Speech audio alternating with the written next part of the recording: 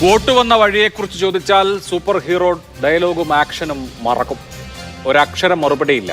1,46,500 പുതിയ വോട്ടുകൾ ചേർക്കപ്പെട്ട തൃശൂരിൽ ആസൂത്രിതമായ വ്യാജ വോട്ട് ചേർക്കലിന്റെ കഥ ചുരുളഴിഞ്ഞു വരികയാണ്. എന്തൊക്കെയാണ് നടക്കുന്നേ? ആലത്തൂർ, ചാലക്കുടി മണ്ഡലങ്ങളിലെ BJP പ്രവർത്തകരുടെ വോട്ട് ഒഴിഞ്ഞുകിടക്കുന്ന ഫ്ളാറ്റുകളുടെയും അപ്പാർട്ട്മെന്റുകളുടെയും വിലാസത്തിൽ തൃശൂരിൽ ചേർക്കുകയായിരുന്നു. ഈ ശ്യാംരാജ് ഇപ്പൊ സുരേഷ് ഗോപിയുടെ വോട്ട് തന്നെ ഈ പറഞ്ഞ ഗണത്തിൽ, അതായത് അദ്ദേഹം ലോക്സഭാ തെരഞ്ഞെടുപ്പിൽ തൃശ്ശൂരിലാണ് വോട്ട് ചെയ്തത് കേട്ടോ. അപ്പൊ സ്വന്തം വോട്ട് പോലും വേണമെങ്കിൽ വ്യാജം എന്ന് ബ്രാക്കറ്റ് ഇട്ട് വിളിക്കാവുന്ന അവസ്ഥയിലാണോ സുരേഷ് ഗോപി?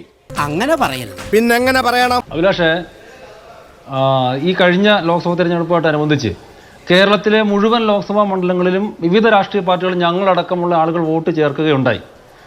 തീർച്ചയായിട്ടും തൃശ്ശൂർ ലോക്സഭാ മണ്ഡലത്തിലാണ് ഏറ്റവും കൂടുതൽ വോട്ട് ചേർത്തത്. പക്ഷേ വയനാട് ലോക്സഭാ മണ്ഡലത്തിലും 1,00,000-ലധികം വോട്ടുകൾ ചേർക്കപ്പെട്ടിട്ടുണ്ടെന്നേ. ഒരു മണ്ഡലത്തിലെ വോട്ട് ചേർക്കുന്നതിനെ കുറിച്ചല്ല പറയുന്നത്. ഇപ്പോ സുരേഷ് ഗോപിയുടെ കുടുംബാംഗങ്ങൾ തൃശ്ശൂരിലെ സ്ഥിരതാമസക്കാരാണോ? അവരെങ്ങനെയാണ് അവിടുത്തെ വോട്ടർ പട്ടികയിൽ വന്നത്? സുരേഷ് ഗോപിയുടെ ഡ്രൈവർ, ശാസ്തമംഗലത്തുള്ള സുരേഷ് ഗോപിയുടെ ഡ്രൈവർ തൃശ്ശൂരിലെ വോട്ടർ പട്ടികയിൽ വന്നു. അദ്ദേഹത്തിന് അവിടെ ഒരു അഡ്രസ് ഉണ്ടായിരുന്നോ? ഒരു ഫ്ളാറ്റിലെ വ്യാജ അഡ്രസ്സിൽ. ഇപ്പൊ ഞങ്ങൾ വോട്ട് ചേർത്തു എന്നത് താങ്കൾ പറഞ്ഞല്ലോ. നിങ്ങൾ വോട്ട് ചേർത്തത് വ്യാജ അഡ്രസ്സിലായിരുന്നോ എന്നുള്ളതാണ് ചോദ്യം. അഭിലാഷേ, വ്യാജ അഡ്രസ്സിലൊന്നുമല്ല. നോക്കൂ, സുരേഷ് ഗോപി നിങ്ങൾ ഉദ്ദേശിക്കുന്ന അദ്ദേഹത്തിന്റെ കുടുംബം അദ്ദേഹത്തിന്റെ സഹോദരനുമാണെങ്കിൽ ഈ കഴിഞ്ഞ തെരഞ്ഞെടുപ്പിൽ ഏകദേശം 1.5 വർഷത്തോളം അദ്ദേഹത്തിന്റെ സഹോദരൻ അവിടെ തന്നെ താമസമുണ്ടെന്നേ. സംശയമൊന്നുമില്ലല്ലേ? ഇത് നിങ്ങൾക്ക് എവിടെ നിന്നാണ് ഈ വാർത്ത കിട്ടിയതെന്ന്, നിങ്ങൾക്ക് എവിടെ നിന്നാണ് വിവരം കിട്ടിയതെന്ന് എനിക്കറിയില്ല. സുരേഷ് ഗോപിയുടെ ഏത് രേഖകൾ നിങ്ങൾ ഹാജരാക്കൂ. ഇരവിപുരം മണ്ഡലത്തിൽ സുരേഷ് ഗോപിയുടെ സഹോദരന് വോട്ടുണ്ട് എന്നുള്ള കാര്യത്തിൽ അങ്ങേക്ക് സംശയമുണ്ടോ? അത് പിന്നെ കേരളത്തിൽ നോക്കൂ, കേരളത്തിൽ ഈ 2 ഇടങ്ങളിലൊക്കെ വോട്ടുള്ളതൊക്കെ സ്വാഭാവികമായിട്ട് എത്രയോ നേതാക്കന്മാർക്ക് ഈ കേരളത്തിൽ സംഭവിച്ചിട്ടുണ്ട്. പ്രശ്നം 2 ഇടത്തും വോട്ട് ചെയ്തോ എന്നുള്ളതാണ്. 2 ഇടത്ത് എന്തിനാ വോട്ട് ചെയ്യുന്നത്? തൃശ്ശൂരിൽ വോട്ട് ചെയ്തിട്ടുണ്ട്. ഇരവിപുരം മണ്ഡലത്തിൽ അതിന് തൊട്ട് മുമ്പത്തെ തെരഞ്ഞെടുപ്പിൽ വോട്ട് ചെയ്ത ആൾ തൃശ്ശൂരിൽ വോട്ട് ചെയ്തിട്ടുണ്ട്. അങ്ങനെ അല്ലല്ല, അങ്ങനെ നിയമസഭാ തെരഞ്ഞെടുപ്പിൽ കൊല്ലത്ത് വോട്ട് ചെയ്ത ആൾ വോട്ട് ചെയ്തിട്ടുണ്ട്. ഇത് നിങ്ങൾ സുരേഷ് ഗോപിയുടെ സഹോദരൻ. ഇവൻ ശരിയല്ല. അവനല്ല ശരിയല്ലാത്തത്, നീ എവിടെ വോട്ട് ചെയ്തു? അല്ല, ഇതാണ് പ്രശ്നം. നോക്കൂ, 6 മാസം ഒരിടത്ത് താമസിച്ചിട്ടുണ്ടെങ്കിൽ എന്താ നിലവിലെ നമ്മുടെ രാജ്യത്തെ നിയമസഭ സംവിധാനങ്ങൾ അനുസരിച്ചിട്ട് 6 മാസം ഒരിടത്ത് സ്ഥിരമായിട്ട് വോട്ട് ചെയ്തിട്ടുണ്ടെങ്കിൽ അവിടെ വോട്ടേഴ്സ് ലിസ്റ്റിൽ പേര് ചേർക്കാമെന്നേ. അപ്പോ ഇതിനൊന്നും ഏതെങ്കിലും രീതിയിലുള്ള ഒരു ലോജിക്കൊന്നുമില്ല. നിങ്ങൾ ഈ പറയുന്ന വാദങ്ങൾക്ക് ഏതെങ്കിലും രീതിയിലുള്ള ന്യായങ്ങളുമില്ല.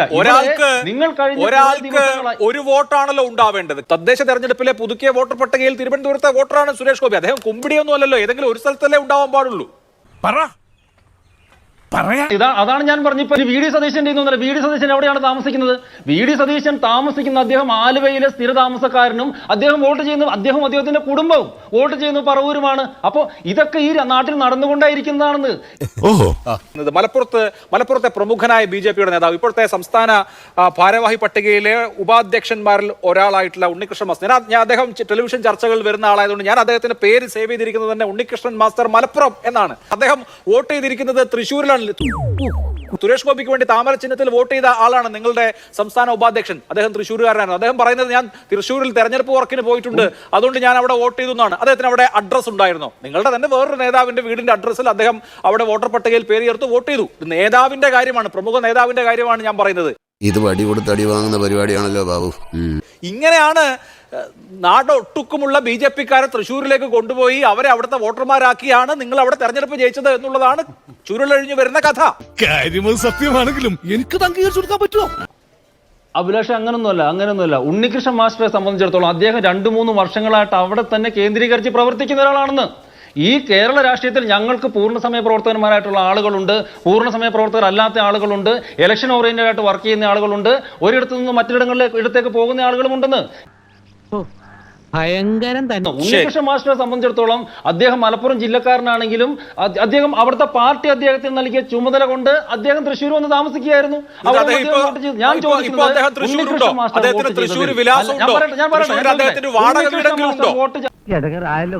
അല്ല ഞാൻ ചോദിക്കട്ടെ, ഒരു ചോദ്യം തിരിച്ചു ഇപ്പൊ ശ്യാമേ, ശ്യാം ഇടുക്കിക്കാരനായ ശ്യാം എറണാകുളത്ത് വന്ന് ഞാൻ താമസിക്കുന്നത് ചോദിക്കട്ടെ, നിങ്ങൾ ഇത്രയും നേരം പറഞ്ഞല്ലോ. അല്ല, അങ്ങേക്ക് അവിടെ ഒരു താമസ സ്ഥലമെങ്കിലും ഉണ്ടല്ലോ. പറഞ്ഞല്ലോ, ഞാൻ അങ്ങോട്ട് സുരേഷ് ഗോപിക്ക് വേണ്ടി വോട്ട് ചെയ്ത നിങ്ങളുടെ പ്രമുഖ നേതാവ് ഉണ്ണികൃഷ്ണൻ മാസ്റ്റർ ഇപ്പൊ തൃശ്ശൂരുണ്ടോ? ഇങ്ങനെ പോയാൽ സംഗതി കുഴയും. അല്ല, ഞാൻ ചോദിക്കാം, ഞാൻ ഈ ഒരു കാര്യം പറഞ്ഞു തീർക്കട്ടെ. താങ്കൾ ഈ പറയുന്ന ഉത്തരത്തിൽ തന്നെയാണ് ചോദ്യമുള്ളത്. അതുകൊണ്ടാണ് ചോദിക്കുന്നത്. നമ്മളെ 4-5 മിനിറ്റായിട്ട് സംസാരിച്ചുകൊണ്ടിരിക്കുകയാണ്, പക്ഷെ അതിനിടയിൽ കയറി താങ്കൾ എന്നോട് സംസാരിക്കാനും സമ്മതിക്കുന്നില്ല. ഉണ്ണികൃഷ്ണൻ മാസ്റ്റർ വോട്ട് തൃശ്ശൂർ ചെയ്തതിൽ നിയമപരമായിട്ട് എന്തെങ്കിലും തെറ്റുണ്ടോ? നിങ്ങൾ പറയും. അദ്ദേഹം പൊന്നാനി മണ്ഡലത്തിലെ വോട്ടറാണ്. അദ്ദേഹം സംഘടനാ പ്രവർത്തനത്തിന്റെ ഭാഗമായി ഇപ്പൊ തെരഞ്ഞെടുപ്പിൽ സുരേഷ് ഗോപിയെ ജയിപ്പിക്കാൻ വേണ്ടി അദ്ദേഹം തൃശ്ശൂർ വന്നിട്ടുണ്ടാവും. അങ്ങനെ വരുന്നവരൊക്കെ അവിടങ്ങളിലാണ് വോട്ട് ചെയ്യേണ്ടത് എങ്കിൽ എന്തായിരിക്കും അവസ്ഥ? അദ്ദേഹത്തിന് അവിടുത്തെ സ്ഥിര അഡ്രസ്സോ അല്ലെങ്കിൽ അദ്ദേഹം വാങ്ങിയ വീടോ, അദ്ദേഹം ഏത് അഡ്രസ്സിലാണ് വോട്ട് ചേർത്തത്? പോട്ടെ, അദ്ദേഹം ഏത് അഡ്രസ്സിലാണ് വോട്ട് ചേർത്തത്? അത് ചോദിച്ചിട്ട് ഞാൻ പറയാം. ഞാൻ ആ ഏത് അഡ്രസ്സിലാണെന്ന് എനിക്കറിയില്ല. ഞാൻ ചോദിച്ചിട്ട് ഞാൻ പറയാം. പേര് ഉണ്ണികൃഷ്ണൻ വി, അച്ഛന്റെ പേര് പരമേശ്വരൻ നമ്പീശൻ, വീട്ട് നമ്പർ പള്ളിപ്പറ്റ ഹൗസ്. ഈ പള്ളിപ്പറ്റ ഹൗസ് എന്ന് പറയുന്നത് നിങ്ങളുടെ തന്നെ വേറൊരു നേതാവിന്റെ വീടാണ്. അപ്പൊ അങ്ങനെ ഇപ്പോ ഒരു സ്ഥലത്ത് ഇലക്ഷൻ നടക്കുമ്പോ അവിടെ നിങ്ങളുടെ നേതാക്കളും പ്രവർത്തകരും ഒക്കെ ഉണ്ടാവുമല്ലോ. ബാക്കിയുള്ള സ്ഥലങ്ങളിലൊക്കെ പ്രവർത്തകർ അവിടെ പോയിട്ട് അവിടുത്തെ പ്രവർത്തകരുടെ വിലാസത്തിൽ വോട്ട് ചേർത്ത് വോട്ട് ചെയ്യാനാണെങ്കിൽ പിന്നെ ജനാധിപത്യത്തിന് വല്ല അർത്ഥമുണ്ടോ? ഒരു ലോജിക്ക് നിങ്ങൾ പറയും. ഒരു വീട്ടില് സ്വാഭാവികമായിട്ടും ഒരാൾക്ക് മറ്റൊരാൾക്ക് വാടകയ്ക്ക് വന്ന് താമസിച്ചുകൂടെ? അതിനെന്താ പ്രശ്നം ഇരിക്കുന്നത്? നമ്പർ മറക്കണ്ട. ഒരു മണ്ഡലത്തിൽ ഇലക്ഷൻ നടക്കുന്നു, ബാക്കിയുള്ള സ്ഥലങ്ങളിലെ പ്രവർത്തകരൊക്കെ അവിടുത്തെ മറ്റ് പ്രവർത്തകരുടെ വീട്ടിൽ പോയി താമസിച്ചിട്ട് അവിടുത്തെ വോട്ടർ പട്ടികയിലെ പേര് നേടിയിട്ട് അവിടെ വോട്ട് ചെയ്ത് സ്ഥാനാർത്ഥിയെ ജയിപ്പിക്കാനാണ്. അല്ലല്ല, ഇലക്ഷൻ നടക്കുന്നത് കാരണം തൃശ്ശൂർ ലോക്സഭാ മണ്ഡലത്തിന്റെ ഞങ്ങളുടെ ഇൻചാർജ് ആയിട്ടുള്ള ഇപ്പോഴത്തെ ഉപാധ്യക്ഷൻ ശ്രീ വി ഉണ്ണികൃഷ്ണൻ മാസ്റ്റർ, അദ്ദേഹം തൃശ്ശൂർ താമസിക്കാനേ പാടില്ല എന്ന് പറയാൻ പറ്റുമോ? അദ്ദേഹം തൊട്ടടുത്തുള്ള താമസിക്കാനേ പാടില്ല എന്നൊന്നും ഞാൻ പറഞ്ഞില്ല. വോട്ട് ചെയ്തതിന്റെ കഥയാ പറഞ്ഞത്. സുരേഷ് ഗോപിയുടെ ഡ്രൈവർ എസ് അജയകുമാർ തിരുവനന്തപുരം സ്വദേശിയാണ്. തിരുവനന്തപുരത്തായിരുന്നു അദ്ദേഹത്തിന്റെ വോട്ട്. അദ്ദേഹം തൃശ്ശൂരിൽ അദ്ദേഹത്തിന്റെ വോട്ട് ചേർത്തു. തൃശ്ശൂരിൽ വോട്ടർ പട്ടികയിൽ പേര് ചേർത്തു. സുരേഷ് ഗോപിയുടെ ഡ്രൈവർ ഏത് വിലാസത്തിലാണ് തൃശ്ശൂരിൽ വോട്ട് ചേർത്തതെന്ന് താങ്കൾക്കറിയാമോ? ഇന്ന് നിങ്ങൾ മാധ്യമങ്ങളിൽ വന്നിട്ടുള്ള ഒരു വാർത്ത നിങ്ങളടക്കമുള്ള മാധ്യമങ്ങൾ കൊടുത്തിരുന്നു. ഒരു വിലാസത്തിൽ ചേർത്തത് 83 അതിഥി തൊഴിലാളികളെ കൊച്ചിയിൽ. അതെന്തായാലും സുരേഷ് ഗോപി ചേർത്തല്ലോ. എറണാകുളത്തും മറ്റു മണ്ഡലങ്ങളിലും ഒക്കെ ചേർന്ന വോട്ടിന്റെ കാര്യം നമുക്ക് ചർച്ചയായി. ഇപ്പോൾ ഞാൻ ചോദിച്ച ചോദ്യത്തിനുള്ള ഉത്തരം മറു ചോദ്യമല്ലല്ലോ. ഏതാണ്ട് എലിക്കണിയിൽ സൂനവെട്ടതുപോലെ കാര്യത്തിന് മാത്രം താങ്കൾ ഉത്തരം പറഞ്ഞാൽ മതി. നിങ്ങൾ വരുത്തി തീർക്കാൻ ശ്രമിക്കുന്നുണ്ടല്ലോ. ഞങ്ങൾ മാത്രമാണ് ചെയ്തതെന്ന് വരുത്തി തീർക്കണ്ട, ഞങ്ങളും ചെയ്തിട്ടുണ്ട്, അവരും ചെയ്തിട്ടുണ്ടെന്നാണോ? തെരഞ്ഞെടുപ്പിനെ കുറിച്ചിട്ടാണല്ലോ ചർച്ച. പറയട്ടെ, ഞാൻ പറയട്ടെ. പക്ഷേ നിങ്ങൾ ഇടയ്ക്ക് കയറി പറയല്ലേ. താൻ എന്ത് സംസാരിക്കാനാണ്? താനോട് നാദി. എന്റെ ചോദ്യം ഇത്രേ ഉള്ളൂ. സുരേഷ് ഗോപിയുടെ ഡ്രൈവർ എസ് അജയകുമാറിന്റെ തൃശ്ശൂരിലെ വോട്ടർ പട്ടികയിലെ അദ്ദേഹത്തിന്റെ എൻട്രി ഏത് അഡ്രസ്സിൽ നിന്നാണ്? സുരേഷ് ഗോപിയുടെ ഡ്രൈവറുടെ മേൽവിലാസം എന്താണ്? എന്റെ അഭിലാഷ, തൃശ്ശൂർ ലോക്സഭാ മണ്ഡലത്തിൽ ഏകദേശം 14 ലക്ഷത്തോളം വോട്ടേഴ്സ് ഉണ്ട്. ഇവരുടെ മൊത്തം അഡ്രസ് തപ്പിയെടുക്കാണ്. എനിക്കറിയില്ല അതിനകത്ത് വേണ്ട കണ്ടാത്തോണ്ട. സുരേഷ് ഗോപിയുടെ ഡ്രൈവർ വോട്ട് ചേർത്തിരിക്കുന്ന അഡ്രസ് ആ ഡ്രൈവർ ഒരു കാലത്തും താമസിക്കാത്ത ഒരു ഫ്ളാറ്റിന്റേതാണ്. ഒരു സ്ത്രീ താമസിക്കുന്ന അവരുടെ ഫ്ളാറ്റിന്റെ Poonkunnam capital village apartment number 4C എന്ന ഫ്ളാറ്റിൽ സുരേഷ് ഗോപിയുടെ ഡ്രൈവർ അവിടേക്ക് പോയിട്ട് പോലുമില്ല.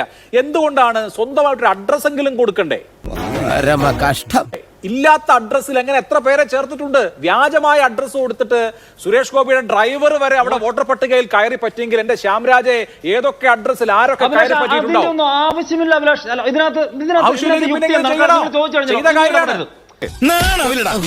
ഇത് ശരിയല്ല. ഇത് നിങ്ങളുടെ ഒരു അജണ്ടയുടെ ഭാഗമാണത്. നിങ്ങൾ എന്നെ കൊണ്ട് ഈ അജണ്ടയുടെ ഭാഗമാണെന്ന് പറയാൻ വേണ്ടി ജനങ്ങൾക്ക് വേണ്ടി സംസാരിക്കുക എന്നുള്ളതല്ലേ മാധ്യമങ്ങളുടെ അജണ്ട. ഒരു കാര്യമില്ല. ജനാധിപത്യത്തെ അംഗീകരിക്കുന്നില്ലെന്ന് ഈ ജനാധിപത്യത്തെ അതിനെ തൂക്കി വിൽക്കാൻ വേണ്ടി ശ്രമിക്കുന്നവരാണ് നിങ്ങളെപ്പോലുള്ള മാധ്യമങ്ങൾ, നിങ്ങളെപ്പോലുള്ള മാധ്യമ പ്രവർത്തകര്. അവിടെയാണ് പ്രശ്നം. നിങ്ങളെപ്പോലുള്ള മാധ്യമങ്ങളാണ് ജനങ്ങളുടെ പണം മോഷ്ടിക്കുന്നത്. എവിടെ നിന്നൊക്കെയോ പണം വാങ്ങിയിട്ട് മറ്റുള്ളവർക്ക് വേണ്ടി ശബ്ദിക്കരുത്. അപമാനിക്കലാണ് നിങ്ങൾ. ഇത് ജനാധിപത്യത്തെ അപമാനിക്കലാണ്.